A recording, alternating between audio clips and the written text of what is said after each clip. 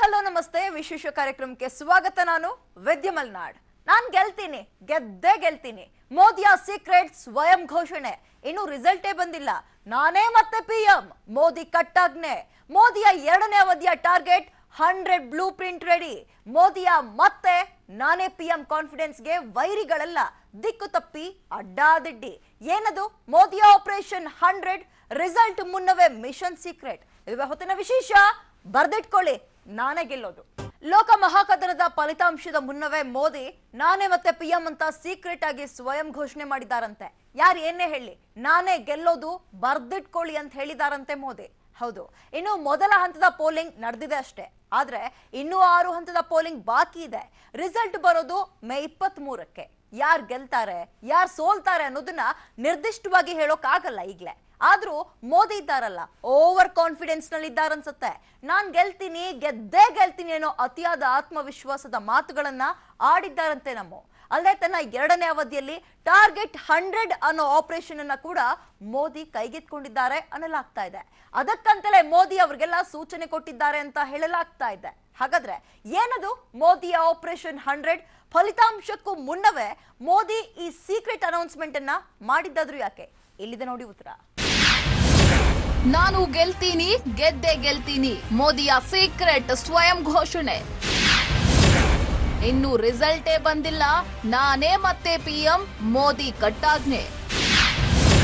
ಮೋದಿಯ 2ನೇ ಅವಧಿಯ target 100 blue print ready. ಈಗಷ್ಟೇ ಚುನಾವಣೆ ಆರಂಭಗೊಂಡಿದೆ. ಮೊದಲ ಹಂತದ ಚುನಾವಣೆ ಯಶಸ್ವಿಯಾಗಿ ಮುಕ್ತಾಯ ಕಂಡಿದೆ. ಇನ್ನೇನು 2ನೇ ಹಂತದ ಚುನಾವಣೆ ಕೂಡ ನಡೆದು ಹೋಗಲಿದೆ. ಒಟ್ಟು 543 ಕ್ಷೇತ್ರಗಳಿಗೆ 7 ಹಂತಗಳಲ್ಲಿ ಚುನಾವಣೆ ನಡೆಯಲಿದೆ. ಈ ಬಾರಿ ಲೋಕಕದನ ತುಸು ಹೆಚ್ಚೇ ಕುತೂಹಲ ಮೂಡಿಸಿದೆ. ಯಾವ ಸಮೀಕ್ಷೆ ಕೂಡ ಭರ್ಜರಿ ಬಹುಮತದ ಸರ್ಕಾರ ಯಾವ ಪಕ್ಷವೂ ರಚಿಸಲ್ಲ ಅನ್ನೋದನ್ನ ಸ್ಪಷ್ಟವಾಗಿ ಹೇಳಿದೆ. ಆದ್ರೂ ಮತದಾರ ಪ್ರಭುಗಳ ಆಯ್ಕೆ ಏನು ಅನ್ನೋದು ಇನ್ನೊಂದು ನಿಗೂಢ ಪ್ರಶ್ನೆ. ಮೋದಿ ಹಾಗೂ ರಾಹುಲ್ ಗಾಂಧಿ ನಡುವೆ ಪ್ರಧಾನಿ ಗಾದಿಗಾಗಿ ಸೆಣಸಾಟ ನಡೀತಾ ಇದೆ. ಒಂದರ್ಥದಲ್ಲಿ ಇದು ರಾಹುಲ್ ಗಾಂಧಿಗೆ ಹಾಗೂ ಹಾಲಿ ಪ್ರಧಾನಿ ನರೇಂದ್ರ ಮೋದಿಗೂ ಅಗ್ನಿ ಪರೀಕ್ಷೆಯಂತಿರುವ ಚುನಾವಣೆ. ಮೋದಿಯ ಮತ್ತೆ ನಾನೇ ಪಿಎಂ ಕಾನ್ಫಿಡೆನ್ಸ್ಗೆ ವೈರಿಗಳೆಲ್ಲ ದಿಕ್ಕು ತಪ್ಪಿ ಅಡ್ಡಾದಿಡ್ಡಿ. ಏನದು ಮೋದಿಯ ಆಪರೇಷನ್ 100? ರಿಸಲ್ಟ್ ಮುನ್ನವೇ ಮಿಷನ್ ಸೀಕ್ರೆಟ್. ಹೀಗಿರುವಾಗಲೇ ಅದೊಂದು ರೋಚಕ ಸುದ್ದಿ ಹೊರಬಿದ್ದಿದೆ. ಹೌದು, ಮೋದಿ ಅದ್ಯಾವ ಅಂಶವನ್ನ ಮನಗೊಂಡು ಆ ರೀತಿ ಹೇಳಿದ್ರೋ ಗೊತ್ತಿಲ್ಲ. ಆದ್ರೆ ಮೋದಿಯ ಆ ನಡೆ ಈಗ ರಾಷ್ಟ್ರ ರಾಜಕಾರಣವನ್ನೇ ತಲ್ಲಣಗೊಳಿಸಿದೆ. ಇನ್ನು ಫಲಿತಾಂಶವೂ ಹೊರಬಿದ್ದಿಲ್ಲ. ಆದ್ರೂ ಮತ್ತೊಮ್ಮೆ ಗೆಲ್ತೇನೆ ಅನ್ನೋ ಅತಿಯಾದ ಆತ್ಮವಿಶ್ವಾಸ ಮೋದಿಗೆ ಬಂದು ಬಿಟ್ಟಿದೆ. ಯಾರೇ ಏನೇ ಅಂದ್ರೂ ನಾನೇ ಮತ್ತೊಮ್ಮೆ ಪ್ರಧಾನಿ ಅನ್ನೋದನ್ನ ಮೋದಿ ಈಗಾಗಲೇ ಡಿಸೈಡ್ ಮಾಡಿದಾರಂತೆ. ಮತ್ತೆ ಪ್ರಧಾನಿಯಾಗ್ತೀನಿ ಅಂತ ಮೋದಿ ಹೇಳಿದ್ದಕ್ಕೆ ಮೋದಿಯಲ್ಲಿದೆಯಾ ಅತಿಯಾದ ಅದೇ ಕಾರಣಕ್ಕೆ ಮುಂದಿನ 5 ವರ್ಷದಲ್ಲಿ ಏನೇನ್ ಮಾಡ್ಬೇಕು ಅನ್ನೋದನ್ನ ಮೋದಿ ಈಗಾಗಲೇ ನಿರ್ಧರಿಸಿದ್ದಾರಂತೆ. ಅದಕ್ಕಂತಲೇ ಮೋದಿ ಅವ್ರಿಗೆಲ್ಲ ಸೂಚನೆ ಕೊಟ್ಟು ರೆಡಿಯಾಗಿರಿ ಅಂತ ಹೇಳಿದ್ದಾರೆ ಎನ್ನಲಾಗ್ತಿದೆ. ಹೌದು, ಈ ಬಾರಿಯ ಲೋಕಸಮರ ಬಹುದೊಡ್ಡ ಚುನಾವಣೆಗೆ ಸಾಕ್ಷಿಯಾಗುತ್ತೆ ಅನ್ನೋದ್ರಲ್ಲಿ 2 ಮಾತಿಲ್ಲ. 2014ರಲ್ಲಿ ಹೀನಾಯವಾಗಿ ಸೋಲು ಕಂಡ ಕಾಂಗ್ರೆಸ್ ಮತ್ತೆ ಅಧಿಕಾರದ ಚುಕ್ಕಾಣಿ ಹಿಡಿಯೋಕೆ ಹಪಹಪಿಸ್ತಾ ಇದ್ರೆ, ಮತ್ತೊಮ್ಮೆ ಆಡಳಿತಕ್ಕೆ ಇರುವ ನಿರೀಕ್ಷೆಯಲ್ಲಿದೆ ಬಿಜೆಪಿ. ಸದ್ಯದ ಮಟ್ಟಿಗೆ ಅನೇಕ ಸಮೀಕ್ಷೆಗಳು ನಡೆದು ಹೋಗಿವೆ. ಯಾವ ಸಮೀಕ್ಷೆ ಕೂಡ ಬಹುಮತದ ಸರ್ಕಾರ ರಚಿಸಲ್ಲ ಅನ್ನೋದನ್ನ ಸ್ಪಷ್ಟವಾಗಿ ಹೇಳಿದೆ. ಮೋದಿ ಅಲೆ ದೇಶವ್ಯಾಪಿ ಇದ್ರೂ 2014ರ ಮಟ್ಟಕ್ಕೇನು ಇಲ್ಲ ಅನ್ನೋದು ಕೂಡ ಸತ್ಯ. ಇತ್ತ ಕಾಂಗ್ರೆಸ್ ಕೂಡ ಈ ಬಾರಿ ಮಹಾಗಠಬಂಧನ್ ಮಾಡಿ ಅಧಿಕಾರಕ್ಕೆ ಇರುವ ನಿರೀಕ್ಷೆ ಇಟ್ಕೊಂಡಿದೆ ಅಂತಾಲೂ ಹೇಳಲಾಗ್ತಿದೆ. ಸೋಲು ಗೆಲುವಿನ ಈ ಲೆಕ್ಕಾಚಾರದಲ್ಲಿ ಇಡೀ ದೇಶ ಮುಳುಗಿದ್ರೆ, ಇತ್ತ ಮೋದಿ ಅದೆಲ್ಲವನ್ನೂ ಮರೆತು ಮುಂದಿನ 5 ವರ್ಷದಲ್ಲಿ ಏನ್ ಮಾಡ್ಬೇಕು ಅನ್ನೋದ್ರ ಬ್ಲೂ ಪ್ರಿಂಟ್ ರೆಡಿ ಮಾಡ್ತಿದ್ದಾರೆ ಅಂತ ಹೇಳಲಾಗ್ತಿದೆ. ಓವರ್ ಕಾನ್ಫಿಡೆನ್ಸ್ ಬಗ್ಗೆ ರಾಜಕೀಯ ಇತಿಹಾಸ ಏನ್ ಹೇಳುತ್ತೆ? ಡೋಂಟ್ ವರಿ, ನಾನೇ ಗೆಲ್ಲೋದು, ಎಲ್ಲರೂ ರೆಡಿಯಾಗಿರಿ ಅಂದ್ರಂತೆ ಮೋದಿ. ಹೌದು, ವಿಚಾರ ಬೇರೇನೂ ಅಲ್ಲ. ಮೋದಿ ಚುನಾವಣಾ ಪ್ರಣಾಳಿಕೆ ನೀವೆಲ್ಲರೂ ನೋಡುತ್ತೀರಿ. 2014ರಲ್ಲಿ ಮೋದಿ ಕೊಟ್ಟ ಕೆಲವು ಆಶ್ವಾಸನೆಗಳು ಈಡೇರದೆ ಕೆಲವೊಂದೆಲ್ಲ ಹಾಗೆ ಉಳಿದಿದೆ ಅನ್ನೋ ಬೇಸರ ದೇಶವಾಸಿಗಳಿಗೆ ಇದೆ. ಆದರೂ ಮತ್ತೊಂದು ಅವಕಾಶ ಮೋದಿಗೆ ಕೊಟ್ಟು ನೋಡೋಣ ಅನ್ನೋದು ದೇಶವಾಸಿಗಳ ಮಾತುವಾಗಿದೆ. ಯಾಕಂದ್ರೆ ಕಾಂಗ್ರೆಸ್ನ ಸುದೀರ್ಘ ಆಡಳಿತದಿಂದ ದೇಶವಾಸಿಗಳು ಬೇಸತ್ತಿದ್ದಾರೆ ಅನ್ನೋದು ಇದಕ್ಕೆ ಕಾರಣವೂ ಇರಬಹುದು, ಗೊತ್ತಿಲ್ಲ. ಆದ್ರೆ ಕೇವಲ 5 ವರ್ಷದಲ್ಲಿ ಎಲ್ಲವೂ ಈಡೇರಿಸಲಾಗದು ಅನ್ನೋದು ಕೂಡ ಸತ್ಯ. ಇದೇ ಕಾರಣಕ್ಕೆ ಮೋದಿ ಮುಂದಿನ ಅವಧಿಯಲ್ಲಿ ಕೊಟ್ಟ ಭರವಸೆಗಳನ್ನ ಈಡೇರಿಸುವಲ್ಲಿ ಗಮನ ಹರಿಸಲಿದ್ದಾರಂತೆ. ಇದೇ ಕಾರಣಕ್ಕೆ ಮೋದಿ ಅವರಿಗೆ ಸೂಚನೆ ಕೊಟ್ಟಿದ್ದಾರೆ ಎನ್ನಲಾಗಿದೆ. ರೆಡಿಯಾಗಿರಿ, ನಾನೇ ಮತ್ತೆ ಪ್ರಧಾನಿಯಾಗೋದು, ಮುಂದೇನು ಮಾಡಬೇಕು ಅನ್ನೋದನ್ನ ಡಿಸೈಡ್ ಮಾಡಿ, ವಿ ವಿಲ್ ಮೀಟ್ ಸೂನ್ ಅಂತ ಮೋದಿ ಅವರಿಗೆಲ್ಲ ಸಂದೇಶ ಕೊಟ್ಟಿದ್ದಾರೆ ಅಂತ ರಾಷ್ಟ್ರೀಯ ಸುದ್ದಿ ಸಂಸ್ಥೆಗಳು ವರದಿ ಮಾಡಿದೆ. ಅಷ್ಟಕ್ಕೂ ಯಾರವರು? ಮೋದಿ ಅವರಿಗೆ ಕೊಟ್ಟ ಸಂದೇಶದ ಒಳ ಹುರುಳೇನು? ನಿಜಕ್ಕೂ ಈ ಚುನಾವಣೆಯಲ್ಲಿ ಮೋದಿಯೇ ಗೆಲ್ತಾರಾ? ಮತ್ತೆ ಮೋದಿ ಪ್ರಧಾನಿ ಆಗ್ತಾರಾ? ಹೀಗೆ 108 ಪ್ರಶ್ನೆಗಳು ಮೋದಿಯ ಆ ಸಂದೇಶದ ನೆರಳಲ್ಲಿ ಅಡಗಿ ಕೂತಿದೆ. ಮೋದಿ ಸ್ವತಃ ಹಾಕೊಂಡಿದ್ದಾರೆ 100 ಡೇಸ್ ಚಾಲೆಂಜ್. ಎಲ್ಲರೂ ಚುನಾವಣೆಯ ತಲೆ ಬಿಸಿಯಲ್ಲೇ ಇದ್ರೆ ಮೋದಿ ಮಾತ್ರ 100 ಡೇಸ್ ಚಾಲೆಂಜ್ ಹಾಕೊಂಡು ಅದರ ಕಡೆ ಗಮನ ಹರಿಸಿದ್ದಾರಂತೆ. ಮುಂದಿನ 100 ದಿನಗಳಲ್ಲಿ ಪ್ರಧಾನಿಯಾಗಿದ್ಕೊಂಡು ದೇಶವಾಸಿಗಳಿಗಾಗಿ ಏನ್ ಮಾಡಬೇಕು ಅನ್ನೋದನ್ನ ಮೋದಿ ಈಗಲೇ ನಿರ್ಧರಿಸಿದ್ದಾರೆ ಎನ್ನಲಾಗ್ತಿದೆ. ಅದರ ಭಾಗವಾಗಿಯೇ ನಮೋ ಅವ್ರಿಗೆಲ್ಲ ಮೆಸೇಜ್ ಪಾಸ್ ಮಾಡಿದ್ದಾರಂತೆ. ಚುನಾವಣೆ ಅದರ ಪಾಡಿಗೆ ಅದು ನಡೆಯಲಿ, ನೀವು ನಾನು ಕೊಟ್ಟ ಅಸೈನ್ಮೆಂಟ್ ಕಡೆ ಗಮನ ಹರಿಸಿ ಅಂತ ಹೇಳಿದ್ದಾರೆ ಅಂತ ಹೇಳಲಾಗ್ತಿದೆ. ಅದು ಬೇರೇನೂ ಅಲ್ಲ ನೋಡಿ, ನಾನೇ ಮುಂದಿನ ಅವಧಿಗೂ ಪ್ರಧಾನಿಯಾಗೋದು, ಅದರಲ್ಲಿ ಅನುಮಾನವೇ ಬೇಡ. ಹೀಗಾಗಿ ಪ್ರಣಾಳಿಕೆಯಲ್ಲಿ ಹೇಳಿದ ಅಂಶಗಳನ್ನ ಕೈಗೆತ್ತಿಕೊಂಡು ಸಿದ್ಧರಾಗಿರಿ. ಉದ್ಯೋಗ ಸೃಷ್ಟಿ, ಜಿಡಿಪಿ ಹಾಗೂ ಸರ್ಕಾರದ ಕೆಲವೊಂದು ಯೋಜನೆಗಳು ಅಂದ್ರೆ ಕಿಸಾನ್ ಸಮ್ಮಾನ್ ಯೋಜನೆ, ಆಯುಷ್ಮಾನ್ ಭಾರತ್, ರೈತರಿಗೆ ನೀಡ್ತಾ ಇರುವ ತ್ರೈಮಾಸಿಕ ವೇತನ, ಹೀಗೆ ಎಲ್ಲವೂ ಅಚ್ಚುಕಟ್ಟಾಗಿ ಮುಂದಿನ 5 ವರ್ಷ ನಡೆಯಲು 100 ದಿನಗಳಲ್ಲಿ ರೂಪುರೇಷೆಗಳನ್ನ ಸಿದ್ಧಪಡಿಸುವಂತೆ ಪ್ರಧಾನಿ ಸಚಿವಾಲಯಕ್ಕೆ ಹಾಗೂ ನೀತಿ ಆಯೋಗಕ್ಕೆ ಮೋದಿ ಸೂಚನೆ ಕೊಟ್ಟಿದ್ದಾರೆ ಅಂತ ರಾಷ್ಟ್ರೀಯ ಸುದ್ದಿ ಸಂಸ್ಥೆಗಳು ವರದಿ ಮಾಡಿದೆ. ಅಷ್ಟಕ್ಕೂ ಮೋದಿ ಯಾಕೆ ಹಿಂಗಂದಿದ್ದು? ಏನದು ಮೋದಿಯ ಆಪರೇಷನ್ 100?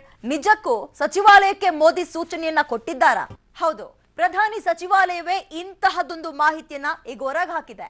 ಇದನ್ನ ದೇಶದ ಪ್ರತಿಷ್ಠಿತ ಸುದ್ದಿ ಸಂಸ್ಥೆಗಳು ವರದಿ ಕೂಡ ಮಾಡಿದೆ.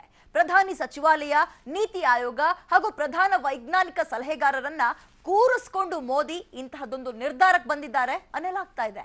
ಮುಂದಿನ 5 ವರ್ಷದಲ್ಲಿ ತಾನು ಏನು ಮಾಡಬೇಕು ಅನ್ನೋದನ್ನ ಆಪರೇಷನ್ 100 ಮೂಲಕ ಡಿಸೈಡ್ ಮಾಡಿದ್ದಾರಂತೆ ಮೋದಿ. ಆ ಕುರಿತು ಒಂದು ಸ್ಪೆಷಲ್ ರಿಪೋರ್ಟ್ ಇದೆ, ಟೇಕ್ ಅ ಲುಕ್. ಪ್ರಧಾನಿ ಸಚಿವಾಲಯಕ್ಕೆ ಮೋದಿ ಸಂದೇಶ, ಅಧಿಕಾರಿಗಳಿಗೆ ಮೋದಿ ಹೇಳಿದೆಂತ ವಿಶೇಷ. ಹೌದು, ಮೋದಿ ಮತ್ತೆ ಪ್ರಧಾನಿಯಾಗೋ ಸಾಧ್ಯತೆ ತುಸು ಹೆಚ್ಚೇ ಇದೆ ಅಂತ ಸರ್ವೆಗಳು ಹೇಳ್ತಿವೆ. ಆದ್ರೆ 2014ರಲ್ಲಿನ ಹಾಗೆ ಭರ್ಜರಿ ಬಹುಮತವೇನು ಇರಲ್ಲ ಅನ್ನೋದು ಕೂಡ ಸತ್ಯ. ಹೀಗಿದ್ರೂ ಮೋದಿ ಪ್ರಧಾನಿಯಾಗೋ ಸಾಧ್ಯತೆ ಹೆಚ್ಚೇ ಇದೆ. ಹೀಗಾಗಿ ಮೋದಿ ಪ್ರಧಾನಿ ಸಚಿವಾಲಯ, ನೀತಿ ಆಯೋಗ ಹಾಗೂ ಪ್ರಧಾನ ವೈಜ್ಞಾನಿಕ ಸಲಹೆಗಾರ ಕೆ ವಿಜಯರಾಘವನ್ರಿಗೆ ಮೋದಿ ಸೂಚನೆ ಕೊಟ್ಟಿದ್ದಾರಂತೆ. ಹೇಳಿ ಕೇಳಿ ಇನ್ನು ಚುನಾವಣಾ ಸಮಯ ಮುಗಿಯೋದಕ್ಕೆ ಸಾಕಷ್ಟು ಸಮಯ ಇನ್ನೂ ಇದೆ. 7 ಹಂತದ ಮತದಾನ ಪ್ರಕ್ರಿಯೆ ಮುಗಿಬೇಕು, ಫಲಿತಾಂಶ ಬರಬೇಕು, ಸರ್ಕಾರ ರಚನೆ ಮಾಡಬೇಕು, ಸಚಿವ ಸಂಪುಟ ರಚಿಸಬೇಕು. ಹೀಗೆ ಹೊಸ ಸರ್ಕಾರ ರಚಿಸುವ ಕಸರತ್ತುಗಳಿಗೆ ಸಮಯ ವ್ಯಯವಾಗುತ್ತೆ. ಹೀಗಿದ್ರೂ ಮೋದಿ ಅದೆಲ್ಲವನ್ನೂ ಬದಿಗಿಟ್ಟು ಆತ್ಮವಿಶ್ವಾಸದ ಮಾತುಗಳನ್ನ ಆಡಿದ್ದಾರೆ ಎನ್ನಲಾಗಿದೆ. ಮೋದಿ ಆಯೋಗಕ್ಕೆ ಹಾಗೂ ಅಧಿಕಾರಿಗಳಿಗೆ ಕೊಟ್ಟ ಸೂಚನೆ ಇಂತಿವೆ. ಏನದು ಮೋದಿ ಆಪರೇಷನ್ 100? ಸರ್ಕಾರ ರಚನೆಯಾದ ದಿನದಿಂದ 100 ದಿನಗಳ ಸಮಯವಿದೆ. ಈ 100 ದಿನಗಳಲ್ಲಿ ಮುಂದಿನ 5 ವರ್ಷಗಳ ಕಾರ್ಯಕ್ರಮಗಳ ಬಗ್ಗೆ ಸಂಪೂರ್ಣ ಯೋಜನೆ ರೂಪಿಸಬೇಕು. ಅಲ್ಲದೆ ಈ 100 ದಿನಗಳಲ್ಲಿ ಜಿಡಿಪಿಯನ್ನ 2 ಅಂಕಿಗೆ ಏರಿಸುವ ಬಗ್ಗೆ ಕಾರ್ಯತಂತ್ರ ರೂಪಿಸಬೇಕು. ಇದು ಈ ಆಪರೇಷನ್ 100ನ ಮುಖ್ಯ ಉದ್ದೇಶವಂತೆ. ಇದರ ಜೊತೆಗೆ ಸ್ವಚ್ಛ ಭಾರತ್, ರೈತರ ಆದಾಯ ದ್ವಿಗುಣಗೊಳಿಸುವ ಬಗೆಗಿನ ಸ್ವರೂಪ, ತೈಲ ಮತ್ತು ನೈಸರ್ಗಿಕ ಅನಿಲ, ಮಿನರಲ್, ಮೂಲಸೌಕರ್ಯ, ಶಿಕ್ಷಣ ಕ್ಷೇತ್ರಗಳಿಗೆ ಹೆಚ್ಚಿನ ಸ್ವಾತಂತ್ರ್ಯ ನೀಡಲು ಮೋದಿ ಚಿಂತಿಸಿದ್ದಾರಂತೆ. 2047ರ ಅವಧಿಗೆ ನಿರ್ಮಾಣವಾಗಲಿರುವ ಭವ್ಯ ಭಾರತಕ್ಕೆ ಮುಂದಿನ ಸರ್ಕಾರ 100 ದಿನಗಳಲ್ಲಿ ಅಡಿಪಾಯ ಹಾಕಲಿದೆ ಅನ್ನೋದಾಗಿದೆ ಮೋದಿಯ ಈ ಆಪರೇಷನ್ 100 ಸೀಕ್ರೆಟ್ ಮಿಷನ್ನ ಪ್ರಧಾನ ಉದ್ದೇಶ. ಈ ಬಗ್ಗೆ ಸ್ವತಃ ಪ್ರಧಾನಿ ಸಚಿವಾಲಯವೇ ಮಾಹಿತಿ ಕೊಟ್ಟಿದೆ. ಅಂತಾರಾಷ್ಟ್ರೀಯ ಸುದ್ದಿ ಸಂಸ್ಥೆಗಳು ವರದಿ ಮಾಡಿವೆ. 100 ದಿನ ಮೋದಿ ಕೈನಲ್ಲಿರಲಿದೆ ಭವಿಷ್ಯ ಭಾರತದ ಸಂಪೂರ್ಣ ಚಿತ್ರಣ. ಇಡೀ ದೇಶವೇ ಲೋಕ ಮತದಾನದ ಮಹಾ ಉತ್ಸವದ ಗುಂಗಲ್ಲಿದ್ರೆ ಮೋದಿ ಹಾಗೂ ಪ್ರಧಾನಿ ಸಚಿವಾಲಯ ಹಾಗೂ ಪ್ರಧಾನ ವೈಜ್ಞಾನಿಕ ಸಲಹೆಗಾರರು ವಾರದ ಕೊನೆಯಲ್ಲಿ ಈ ಕುರಿತ ಚರ್ಚೆಯಲ್ಲಿ ತೊಡಗಿರ್ತಾರೆ ಅಂತ ಹೇಳಲಾಗ್ತಿದೆ. ಈ 100 ದಿನದಲ್ಲಿ ಮೋದಿ 2047ರ ಹೊತ್ತಿಗೆ ಭಾರತವನ್ನ ಅಭಿವೃದ್ಧಿ ಹೊಂದಿದ ರಾಷ್ಟ್ರಗಳ ಪಟ್ಟಿಗೆ ಸೇರಿಸುವ ಗುರಿ ಹೊಂದಿದ್ದಾರೆ ಅಂತ ಸಚಿವಾಲಯದ ಮೂಲಗಳು ಮಾಹಿತಿ ಕೊಟ್ಟಿದೆ ಅಂತ ವರದಿಯಾಗಿದೆ. ದೇಶದ ವಿವಿಧ ಕ್ಷೇತ್ರಗಳಾದ ಉದ್ಯೋಗ, ಪ್ರವಾಸೋದ್ಯಮ, ಪ್ರಾಥಮಿಕ ಆರೋಗ್ಯ, ಕೌಶಲ್ಯಾಭಿವೃದ್ಧಿ, ಸಣ್ಣ ಮತ್ತು ಗುಡಿ ಕೈಗಾರಿಕೆ, ಶಿಕ್ಷಣ ಹೀಗೆ ಭಿನ್ನ ಕ್ಷೇತ್ರಗಳಲ್ಲಿನ ಅಭಿವೃದ್ಧಿಗೆ ಮೋದಿ ಮತ್ತೊಮ್ಮೆ ಪ್ರಧಾನಿಯಾದ 100 ದಿನಗಳಲ್ಲಿ ಕಾರ್ಯತಂತ್ರ ರೂಪಿಸಿಕೊಳ್ಳಲಿದ್ದಾರೆ ಅಂತ ವರದಿಯಾಗಿದೆ. ದೇಶವ್ಯಾಪಿ ನದಿ ಜೋಡಣೆ, ಕುಡಿಯೋ ನೀರಿನ ಬರ ನೀಗಿಸ್ತಾರಂತೆ ಮೋದಿ. ಆಪರೇಷನ್ 100 ದೇಶದಲ್ಲಿ 200 ನೂತನ ಏರ್ಪೋರ್ಟ್ ನಿರ್ಮಾಣ. ಮೋದಿಯ ಈ ಆಪರೇಷನ್ 100 ಸೀಕ್ರೆಟ್ ಮಿಷನ್ ನ ಹೊಣೆಯನ್ನ ಕೇಂದ್ರ ಸರ್ಕಾರದ ಪ್ರಧಾನ ವೈಜ್ಞಾನಿಕ ಸಲಹೆಗಾರ ಕೆ ವಿಜಯರಾಘವನ್ ಅವರು ಹೊತ್ಕೊಂಡಿದ್ದಾರೆ ಎನ್ನಲಾಗಿದೆ. ಇನ್ನು ಈ ಆಪರೇಷನ್ 100 ನ ಇನ್ನೊಂದು ಮುಖ್ಯ ಉದ್ದೇಶ ಅಂದ್ರೆ ದೇಶವ್ಯಾಪಿಯಾಗಿ ಕೆಲವೊಂದು ನದಿಯನ್ನ ಜೋಡಣೆ ಮಾಡುವುದು, ಅಗತ್ಯ ಜಾಗದಲ್ಲಿ ಡ್ಯಾಂಗಳ ನಿರ್ಮಾಣ, ಈ ಮೂಲಕ ಭಾರತದಲ್ಲೇ ಹುಟ್ಟಿ ಇತರೆ ದೇಶಗಳಿಗೆ ಹರಿಯುವ ನೀರಿನ ಸಂಪೂರ್ಣ ಉಪಯೋಗವನ್ನು ದೇಶವಾಸಿಗಳಿಗೆ ಸಿಗುವಂತೆ ಮಾಡುವುದು ಕೂಡ ಮೋದಿ ಗುರಿಯಾಗಿದೆ. ಇದರ ಜೊತೆಗೆ ಬಿಜೆಪಿ ಪ್ರಣಾಳಿಕೆಯಲ್ಲಿ ಹೇಳಿರುವ 200 ಹೊಸ ವಿಮಾನ ನಿಲ್ದಾಣಗಳ ನಿರ್ಮಾಣ ಕೂಡ ಮಾಡಲಿದ್ದಾರೆ ಮೋದಿ. ಇದಕ್ಕೆ ಬೇಕಾಗಿ ಆಪರೇಷನ್ 100 ಸೀಕ್ರೆಟ್ ಮಿಷನ್ ನಲ್ಲೇ ಮೋದಿ ಈ ಕುರಿತ ಬ್ಲೂ ಪ್ರಿಂಟ್ ರೆಡಿ ಮಾಡಿ ಮುಂದಿನ 5 ವರ್ಷ ಮುಗಿಯುವಷ್ಟರಲ್ಲಿ ನಮೋ ನೂತನ ವಿಮಾನ ನಿಲ್ದಾಣಗಳನ್ನು ನಿರ್ಮಿಸಲು ಹೊರಟಿದ್ದಾರೆ ಅಂತ ರಾಷ್ಟ್ರೀಯ ಸುದ್ದಿ ಸಂಸ್ಥೆಗಳು ವರದಿ ಮಾಡಿವೆ. ಅಷ್ಟಕ್ಕೂ ಮೋದಿ ಹೇಗೆ ಹೇಳ್ತಾ ಇದ್ದಾರೆ, ನಾನೇ ಮತ್ತೆ ಪ್ರಧಾನಿ ಅಂತ? ಹಿಂದೊಮ್ಮೆ ಕೂಡ ಮೋದಿ ಹಿಂಗೆ ಹೇಳಿದ್ರು. ಹೌದು, ಮೋದಿ ಚುನಾವಣೆ ಘೋಷಣೆ ಆಗೋದಕ್ಕೂ ಮೊದಲು ನಾನೇ ಮತ್ತೆ ಪಿಎಂ ಅನ್ನೋ ಅರ್ಥದಲ್ಲಿ ಮಾತನಾಡ್ಬಿಟ್ಟಿದ್ರು. ಹಾಗಾದ್ರೆ ಏನಿರ್ಬೋದು ಮೋದಿ ಮಾತಿನ ಒಳಮರ್ಮ? ನಿಜಕ್ಕೂ ಮೋದಿ ಮತ್ತೆ ಪಿಎಂ ಆಗ್ತಾರಾ ಅಥವಾ ಇಲ್ವಾ? ಆ ಕುರಿತು ಒಂದು ಇಂಟ್ರೆಸ್ಟಿಂಗ್ ಸ್ಟೋರಿ ಇದೆ, ಹ್ಯಾವ್ ಅ ಲುಕ್. 2ನೇ ಹಂತದ ಮತದಾನಕ್ಕೆ ಕೌಂಟ್ ಡೌನ್. ಮೋದಿ ಗೆಲ್ತಾರಾ? ಮತ್ತೊಂದು ಲೋಕ ಎಲೆಕ್ಷನ್. ಮೊದಲ ಹಂತದ ಮತದಾನ ಯಶಸ್ವಿಯಾಗಿ ನಡೆದು ಹೋಗಿದೆ. ಇನ್ನೇನು 2ನೇ ಹಂತದ ಮತದಾನ ಕೂಡ ನಡೆದು ಹೋಗುತ್ತೆ. 2ನೇ ಹಂತದ ಮತದಾನ ಅಂದ್ರೆ ರಾಜ್ಯಕ್ಕೆ ಮೊದಲ ಹಂತದ ಮತದಾನ.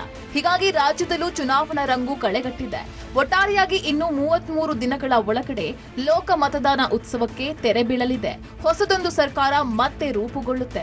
ಆದ್ರೆ ಮೋದಿ ಮಾತ್ರ ಏನೂ ಇಲ್ಲ, ನಾನೇ ಮತ್ತೆ ಪಿಎಂ ಅಂತ ಹೇಳ್ತಿದ್ದಾರೆ. ಇದು ಓವರ್ ಕಾನ್ಫಿಡೆನ್ಸೋ ಅಥವಾ ದೇಶವಾಸಿಗಳ ಮೇಲಿರುವ ನಂಬಿಕೆಯೋ ಅನ್ನೋದು ಗೊತ್ತಿಲ್ಲ. ಆದ್ರೆ ಮೋದಿ ಈಗಾಗಲೇ ಮುಂದಿನ 5 ವರ್ಷದಲ್ಲಿ ಏನೇನ್ ಮಾಡಬೇಕು ಅನ್ನೋದರ ಕಂಪ್ಲೀಟ್ ಪಿಕ್ಚರ್ ರೆಡಿ ಮಾಡಿಟ್ಕೊಂಡಿದ್ದಾರೆ. ಮನ್ ಕಿ ಬಾತ್ ನಲ್ಲೂ ನಮೋ ಹೇಳಿದ್ರು ಈ ಮಾತು. ಫೆಬ್ರವರಿಯಲ್ಲಿ ನಡೆದ ಕೊನೆಯ ಮನ್ ಕಿ ಬಾತ್ ನಲ್ಲೂ ಮೋದಿ ಇದೇ ಮಾತನ್ನ ಹೇಳಿದ್ರು. ಅದು ಮೋದಿಯ ಆಡಳಿತ ವರ್ಷದ ಕೊನೆಯ ಮನ್ ಕಿ ಬಾತ್ ಆಗಿತ್ತು.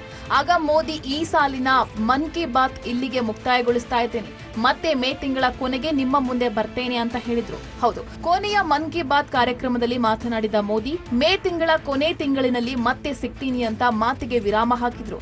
ಇದು ಮೋದಿ ಸುಖ ಸುಮ್ಮನೆ ಆಡಿದ ಮಾತಲ್ಲ ಅನ್ಸುತ್ತೆ. ಮತ್ತೊಮ್ಮೆ ಪ್ರಧಾನಿಯಾಗಿ ಬರ್ತೀನಿ, ಮತ್ತೆ ನಿಮ್ಗೆ ಸಿಗ್ತೀನಿ ಅಂತ ಓವರ್ ಕಾನ್ಫಿಡೆನ್ಸ್ ನಿಂದ ಹೇಳಿದ್ರ ಅನ್ನೋ ಚರ್ಚೆ ಶುರುವಾಗಿತ್ತು. ಅವತ್ತು ಮೋದಿ ತಮ್ಮ ಮನ್ ಕಿ ಬಾತ್ ನಲ್ಲಿ ಆಡಿದ ಮಾತಿನ ಒಟ್ಟು ಸಾರಾಂಶವಿಷ್ಟು. ಮೋದಿ ಕೊನೆಯ ಮನ್ ಕಿ ಬಾತ್ ನಲ್ಲಿ ಆಡಿದ ಮಾತು: ಚುನಾವಣೆ ಪ್ರಜಾಪ್ರಭುತ್ವದ ಅತಿ ದೊಡ್ಡ ಉತ್ಸವ ಇದ್ದಂತೆ. ಮುಂದಿನ 2 ತಿಂಗಳು ನಾವೆಲ್ಲ ಚುನಾವಣೆಯ ಜಂಜಾಟದಲ್ಲಿ ಬ್ಯುಸಿಯಾಗಿರ್ತೇವೆ. ನಾನು ವೈಯಕ್ತಿಕವಾಗಿಯೂ ಈ ಚುನಾವಣೆಯಲ್ಲಿ ಅಭ್ಯರ್ಥಿಯಾಗಿದ್ದೇನೆ. ಹೀಗಾಗಿ ಮುಂದಿನ ಮನ್ ಕಿ ಬಾತ್ ಕಾರ್ಯಕ್ರಮ ಮೇ ತಿಂಗಳ ಕಡೆಯ ರವಿವಾರದಂದು ಇರಲಿದೆ. ಅಂದ್ರೆ ಮಾರ್ಚ್, ಏಪ್ರಿಲ್, ಮೇ ತಿಂಗಳ ನನ್ನೆಲ್ಲ ಭಾವನೆಗಳನ್ನ ಚುನಾವಣೆಯ ನಂತರ ಹೊಸ ವಿಶ್ವಾಸದೊಂದಿಗೆ, ನಿಮ್ಮ ಆಶೀರ್ವಾದದೊಂದಿಗೆ ಮತ್ತೊಮ್ಮೆ ಮನ್ ಕಿ ಬಾತ್ ಕಾರ್ಯಕ್ರಮದ ಮೂಲಕ ಹಂಚಿಕೊಳ್ಳಲಿದ್ದೇನೆ. ಹಾಗೂ ಇನ್ನೂ ಹಲವು ವರ್ಷಗಳು ಈ ಮನ್ ಕಿ ಬಾತ್ ನಡೆಯಲಿ. ಮತ್ತೆ ನಾನು ನಿಮ್ಮ ಮುಂದೆ ಮನ್ ಕಿ ಬಾತ್ ಮೂಲಕ ಬರ್ತೇನೆ. ಎಲ್ಲರಿಗೂ ಶುಭವಾಗಲಿ. ಹೀಗೆ ಮೋದಿ ಚುನಾವಣೆಯ ಘೋಷಣೆ ಆಗುವ ಮೊದಲೇ ಹೇಳಿದ್ರು. ಯಾವ ಉದ್ದೇಶವಿಟ್ಕೊಂಡು ಮೋದಿ ಹೀಗಂದ್ರೂ ಗೊತ್ತಿಲ್ಲ. ಈಗ ಮತ್ತೆ ಅದೇ ಮಾತುಗಳನ್ನ ಪ್ರಧಾನಿ ಸಚಿವಾಲಯಕ್ಕೂ ಮೋದಿ ಹೇಳಿದ್ದಾರೆ. ಸಚಿವಾಲಯದ ಜೊತೆ ನೀತಿ ಆಯೋಗ ಹಾಗೂ ಪ್ರಧಾನ ವೈಜ್ಞಾನಿಕ ಸಲಹೆಗಾರರಿಗೂ ಮುಂದಿನ 5 ವರ್ಷದಲ್ಲಿ ಏನೇನ್ ನಡಿಬೇಕು ಅನ್ನೋದರ ಬಗ್ಗೆ ಸಂಪೂರ್ಣ ರೂಪುರೇಷೆ ತಯಾರಿಸಲು ಸೂಚಿಸಿದ್ದಾರೆ ಮೋದಿ ಅಂತ ಹೇಳಲಾಗ್ತಿದೆ. ಒಟ್ನಲ್ಲಿ ಮೋದಿ ಸ್ವತಃ ತನ್ನ ಗೆಲುವನ್ನ ಘೋಷಣೆ ಮಾಡಿಕೊಂಡಿದ್ದಾರೆ. ಮುಂದಿನ ಪ್ರಧಾನಿಯು ನಾನೇ ಅಂತ ಮೋದಿ ಹೇಳಿದ್ದಾರೆ ಅನ್ನಲಾಗಿದೆ. ಆದ್ರೆ ಮತಾಧೀಶರ ನಿಲುವು ಹಾಗೂ ಒಲವು ಏನು ಅನ್ನೋದು ಮಾತ್ರ ಕುತೂಹಲದ ಸಂಗತಿ. ಇದಕ್ಕೆಲ್ಲ ಉತ್ತರ ಬೇಕು ಅಂದ್ರೆ ನೀವು ಮೇ 23ರ ತನಕ ಕಾಯಲೇಬೇಕು ಅಂತ ಹೇಳ್ತಾ ವಿಶೇಷ ಕಾರ್ಯಕ್ರಮ ಮುಗಿಸ್ತಾ ಇದ್ದೀವಿ. ನೆನಪಿರ್ಲಿ, ನ್ಯೂಸ್ ಅಂದ್ರೆ ಪಬ್ಲಿಕ್ ಟಿವಿ.